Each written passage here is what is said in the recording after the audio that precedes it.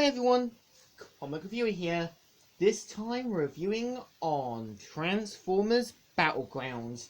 Now, as you know, Transformers Battlegrounds is a 2020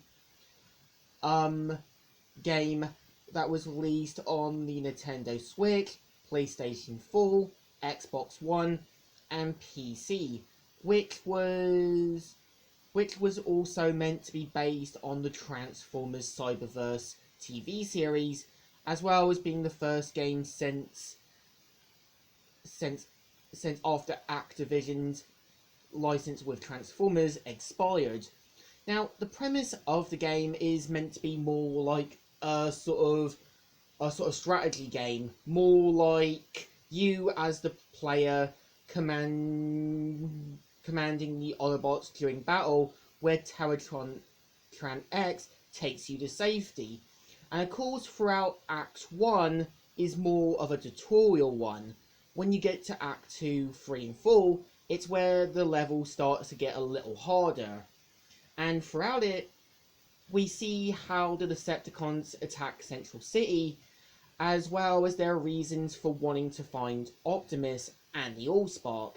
So of course the game is more strategy based, which you have a certain turn to use certain characters, like ones that you can go further, like Windblade can go further, but doing so can also max out your points. The same with Bumblebee, Wheeljack, RC, and all that.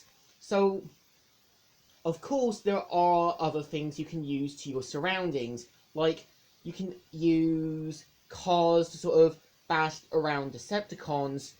You can even use Energon to power yourself up. You can even destroy Energon just to cause a big explosion, and in doing so can give you a winning advantage. So, of course, once your Energon meter goes high, you can use a special attack, like Grimlock's Fire Blast, also Optimus's Throwing Punch thing, also Bumblebee's Sting, and so on. And also, attacking a certain enemy can even shut them down, or basically cause bigger damages, like Grimlock's Fire Blast, causing Decepticons permanent fire damage, or basically Bumblebee's Sting putting others in lockdown.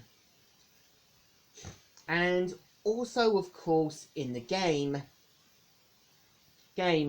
you are also given a different strategy teams, like Optimus and also Windblade being brawlers, also, Dinobots, also Windblade and Bumblebee being scouts, RC and Wheeljack being support.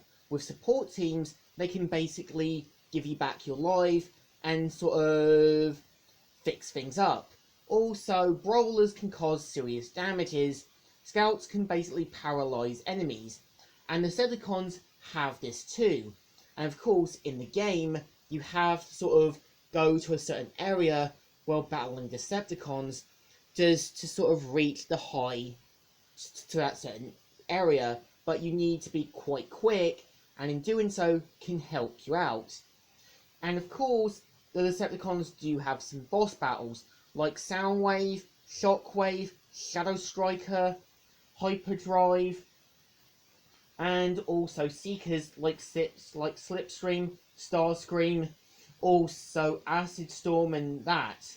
And what's actually interesting is Thrust, Ramjet, and Dirge are kept in their non-Conehead looks in the game, which I guess was done to save money. I think by the end of it, Battlegrounds is a bit of a hit and miss, but it's an enjoyable game if you are a fan of strategies.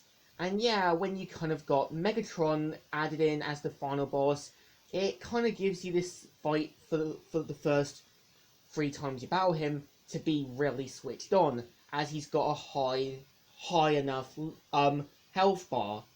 So I think, to me, Battlegrounds is a hit and miss, but it's enjoyable if you are fans of Cyberverse, and if you're not, like I'm not, you know it's a game for you. So I think it deserves a thumbs up. Still good, and still alright. So, Comic Reviewer here, signing out.